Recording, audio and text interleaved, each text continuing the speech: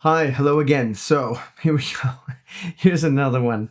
Here is another one. It's I don't know what we can call this, right? I've already talked about like agents and AI and the whole, the whole AI thing again. Every time, every moment, around every corner, there is Silicon Valley, and the tech companies are selling us or attempting to sell us something related to AI.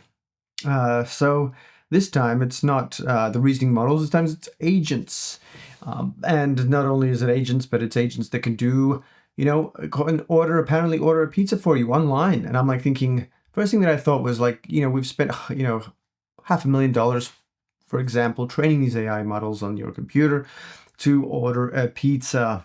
And my first thought was, well, I can just call my mate who does the pizzas on the phone within 30 seconds by just saying to Siri, call pizza shop, order my pizza, and have a think and a chat with my friend who's on the phone. And why on earth would I want an agent or some company to stand in the middle of that and collect some money, not only collect some money, disrupt my relationship, and disconnect me from my local community? And I thought, no, I don't want that.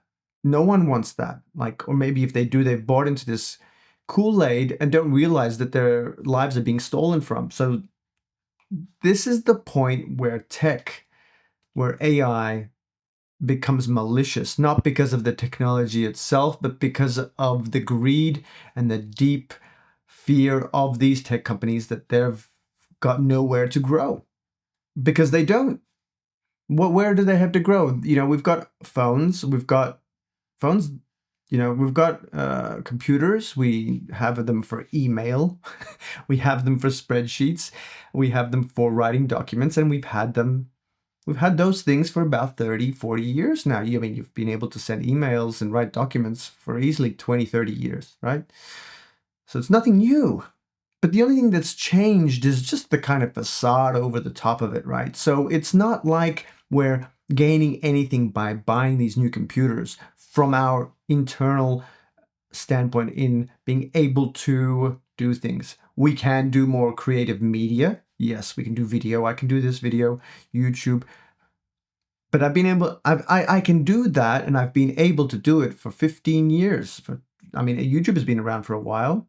I've been able to record video for quite a while, digital media. So I don't see where this disruption's coming from yet. And I don't see how agents are going to disrupt anything, especially since I've been coding and using these LLMs, and I get, the same dead ends that I have in the last 2 or 3 years. I don't see any value in them any more than maybe a 1 month subscription, which is all that I've got. And any more than that, it ends up being more of an issue than it solves. So where is the value? Where is this value? Silicon Valley people, you tell me. I don't see it. I've been using this stuff for 3 years. But then there's hundreds of millions of dollars going into training these AI models. But you know what? I did actually think of something. You know what I thought of? I thought of a self-replicating AI agent that can adapt through genetic programming and reproduce variants of itself to do different things, and then adapt until it learns or reproduces to do whatever it wants to do as a virus, right? An agent virus that is self-replicating. But you know what? I kind of came up to the conclusion that if we had this ability 15 years ago to create genetic programming bots and agents, why hasn't something like that come up? Why hasn't come out yet? And why would it now? Is it because we've got more compute, or is it because we can scale or create a virus that can adapt to what? But it needs information. And so you kind of get down this rabbit hole of thinking about these theoretical things that you need to do analyses on, and you need a PhD in artificial intelligence and genetic programming and biological life and all these things to understand how all this works, which is probably beyond the ability of one person. So maybe state actors are creating genetically modified, when I say genetic, I mean computer implemented genetics, where you have like a blueprint that can modify itself to do slightly different things, similar to the way a real gene works. You can check it out, genetic programming. I went on this tangent. I'm like, well, okay, great. So what is this thing that's going to self-adapt, and how does it self-adapt? And then I thought, well, how much computational power and energy does it take to grow a human? I don't think we're going to be able to build and fix billions of years of evolution within the span of a few decades. I just don't know why. I think it's maybe because the energy spent through the evolutionary process is what it cost. How much energy is that? Take the time and change and chemical reactions and all those things that take us to this point and all the learnings through those millennia. Put it together and then calculate how much energy was spent to evolve us to the human minds that we are now.